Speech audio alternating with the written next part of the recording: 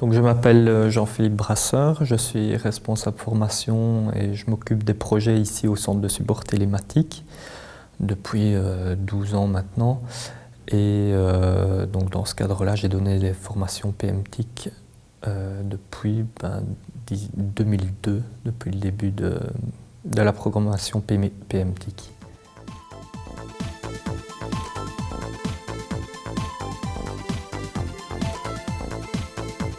Donc, le centre de support télématique existe depuis 1997.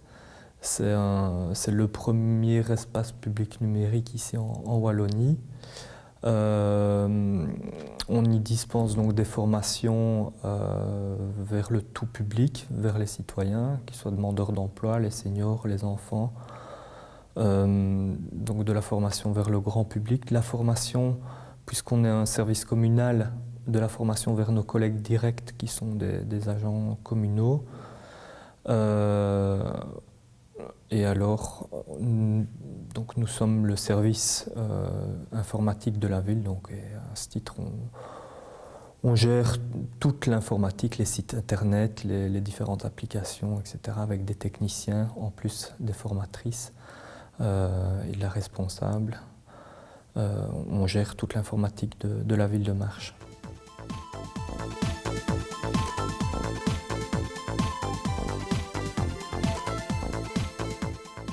Au niveau du PMTIC, quand on a débuté, on a vraiment rencontré un public qu'on connaissait peu, qui étaient les demandeurs d'emploi au niveau de la formation. C'était les premières formations qu'on donnait aux demandeurs d'emploi.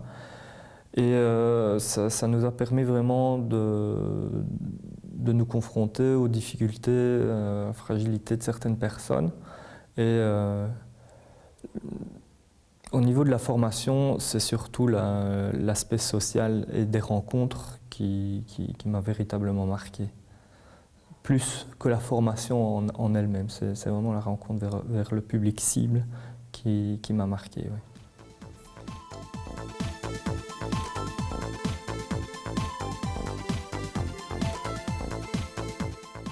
La difficulté principale, c'est d'essayer d'obtenir une certaine homogénéité au niveau du groupe.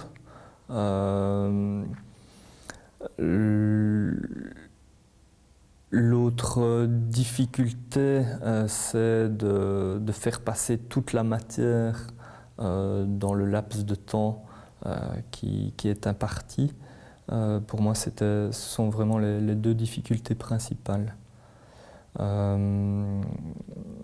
Au niveau des choses positives vis-à-vis du programme PMTIC, c'est ce que j'apprécie, c'est le découpage en 3 modules et la marge de progression de ces 3 modules qui permet vraiment de monter en puissance au niveau du programme.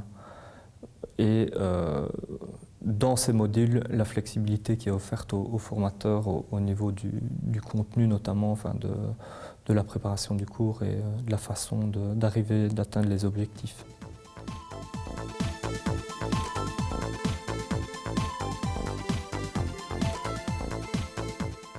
Au niveau de la matière, les thématiques n'ont pratiquement pas évolué, il n'y a pas de nouvelles tendances enfin pas de tendances, mais vraiment de nouveaux concepts technologiques qui soient débarqués dans le PMTIC.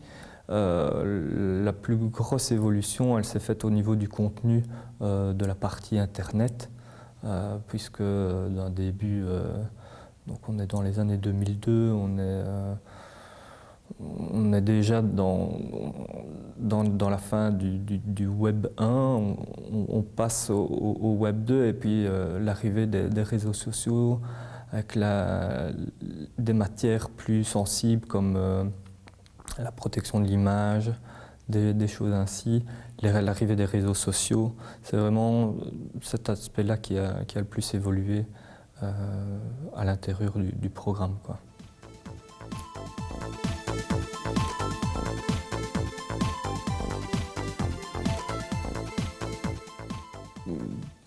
Pas spécialement. On est arrivé vers...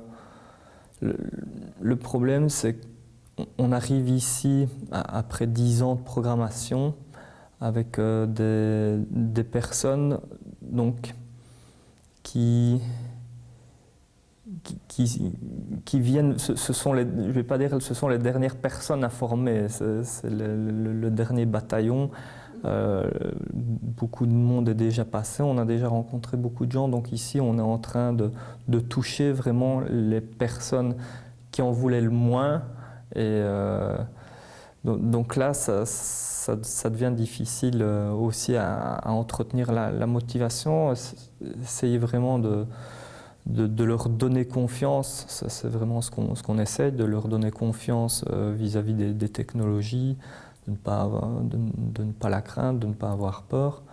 Et ici, on est en train de jouer avec je veux dire, la dernière rangée de réfractaires. Ouais. Les résistants. Les résistants, ouais, c'est un peu mon impression.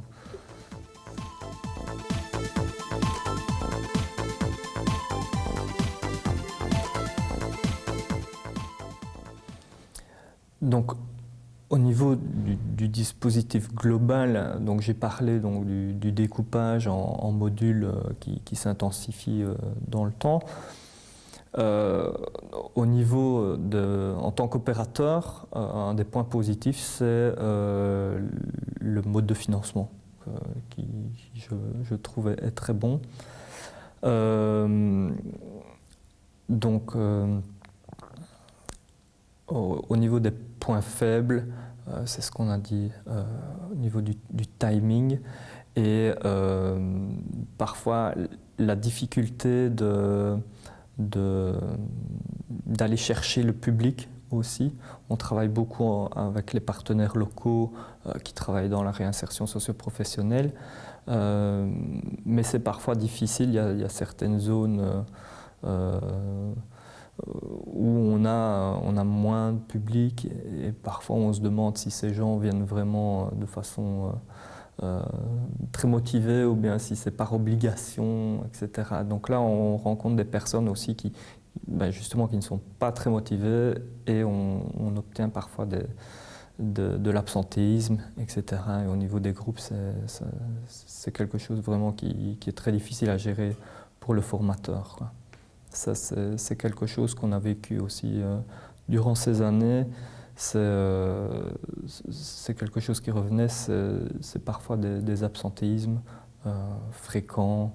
Et voilà, c'est à nous à proposer évidemment le programme le plus attractif, mais parfois on se retrouve avec un public qui vient par obligation et à ce moment-là, ça devient très difficile de maintenir le cap au niveau de la formation.